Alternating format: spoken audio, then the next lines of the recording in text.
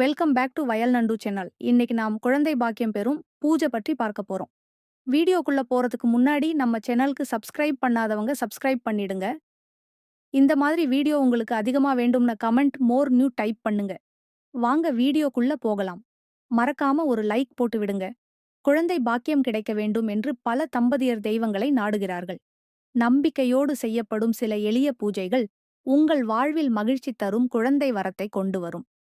தெய்வ வழிபாடு முக்கியம்.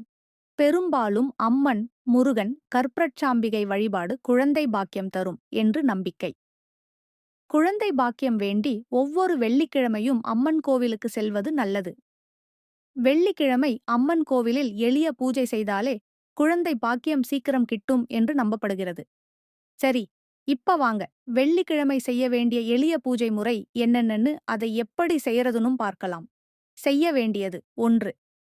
வெள்ளிக்கிழமை காலை குளித்து மஞ்சள் பொடி, வெற்றிலை, மலர் கொண்டு செல்லவும். 2. அம்மன் முன் தீபம் ஏற்றி மஞ்சள் மலர் சமர்ப்பிக்கவும். 3.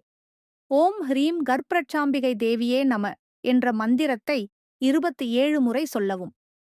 இந்த மந்திரத்தை மன அமைதியோடு சொல்லினால் குழந்தை பாக்கியம் தாமதிக்காமல் வரும் என்று நம்பப்படுகிறது.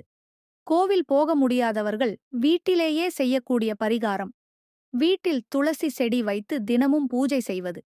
தினமும் காலை, மாலை துளசி அருகே தீபம் ஏற்றி 3 முறை சுற்றி நமஸ்காரம் செய்வது.